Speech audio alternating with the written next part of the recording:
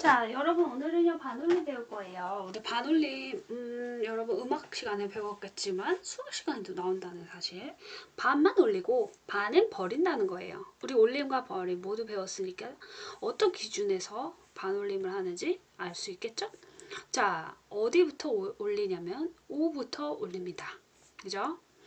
5, 6, 7, 8, 9까지는 올려요. 하지만 1, 2, 3, 4 그리고 앞에 0도 있겠죠? 내립니다. 다시 말해 버립니다.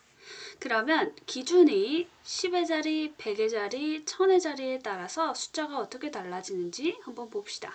먼저 681로 6815를 10의 자리까지 라고 했기 때문에 1의 자리가 결정을 합니다. 이게 5이기 때문에 올림을 알 수 있겠죠. 5라는 걸 올린다고 했잖아요. 그래서 6820이 됩니다. 100의 자리를 보겠습니다. 100의 자리까지 라는 건 기준이 어디가 된다고요? 그렇습니다. 1의 자리가 되는 겁니다. 100의 자리까지라 했으니까 10의 자리, 그렇죠? 이 한 단계 아래인 10의 자리에서 결정을 하는 거예요. 1이죠. 1은 버립니다. 그래서 6800이 되겠습니다. 마찬가지로 똑같은 6815를 1000의 자리까지 라고 했으니까 100의 자리에서 결정하네요. 8이죠. 100의 자리 숫자가. 올리죠. 그러면 플러스 1을 해줍니다. 그래서 7000이 됩니다. 이렇게 반올림은 절반, 5를 기준으로 해서 올림과 버림이 나타내는 그런 방법입니다. 수를 어림하는 방법이죠. 그러면 지우개 또한 반올림을 했으니까 여기 3.5가 기준이 되겠죠. 3.5를 넘었어요. 이 부분. 길이를 보니까 0cm, 4cm 사이에 있되 4에 더 가깝고 3.5를 넘겼기 때문에 1의 자리까지 나타나는 것은 소수 첫째 자리에서 반올림 하라는 거죠. 보니까 여기 3.5도 이미 넘었어요. 여기 한 3.8cm 정도 되겠죠. 그죠? 8cm니까 이걸 반올림하면 당당하게 1의 자리까지인 4라고 쓸 수 있겠습니다. 그래서 4cm라고 써주시면 되겠습니다. 그래서 지우개의 길이를 우리가 반올림 해봤습니다. 지우개 길이뿐 아니라 사람의 수도 반올림할 수 있습니다. 입장한 관람객의 수를 반올림하라는 문제입니다. 여러분, 이 반올림의 기준은 얼마라고 했죠? 네. 그리고 5입니다. 1000의 자리까지 라는 것은 기준이 어디라는 걸까요? 1000의 자리라는 것은 1000의 자리까지는 살려줘. 즉 1000 밑에 누구예요? 100의 자리에서 결정을 해줘 라는 뜻이겠죠. 100의 자리에서 100의 자리에서 100의 자리에서 반올림 한다는 뜻입니다. 그러면 여기에 해당하는 숫자 2는 반올림 기준에 한참 미치지 않죠. 5보다 작으니까요. 그래서 버립니다. 18000명이고요. 3 또한 5가 되기 위해서 부족하네요. 그래서 버립니다. 21000명. 그렇죠? 그러니까 이거는 기준만 잘 세우면 돼요. 이거는 5네요. 5보다 높네요. 7이잖아요. 그러면 여기 1000의 자리에 반올림을 해서 22000이 아닙니다. 23000명이 되겠습니다. 이렇게 사람 수 또한 우리가 반올림을 할 수 있다는 거 알아주시고요. 그 다음 네모 안에 알맞은 1의 자리 숫자를 모두 써보래요. 자, 이 숫자를 이미 반올림 했습니까? 아니면 반올림하기 전입니까? 반올림하기 후입니까? 반올림하기 전입니까? 보니까 7160이라는 것은 나타내면 결과예요. 뭔지 모르겠지만 나타냈을 때 이 숫자가 되었어요. 기준은 어디예요? 10의 자리까지. 10의 자리까지라는 것은 어디에서 반올림한 겁니까? 1의 자리에서 반올림한 겁니다.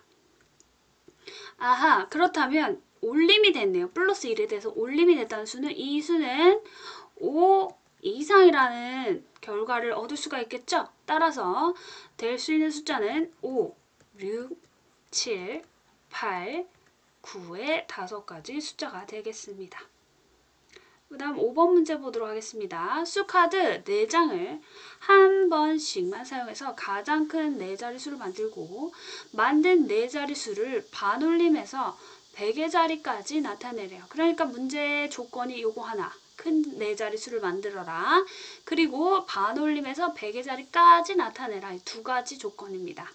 그러면 4개의 4자리의 수가 있는데 가장 크려면 이 수가 가장 크려면 큰 수가 앞에 나오는 게 맞죠? 이 수가 가장 크다고 할 수 있겠죠? 자, 그럼 이 수를 반올림 해보는데 조건이 어딥니까? 100의 자리까지니까 이렇게 그을 수 있겠네요.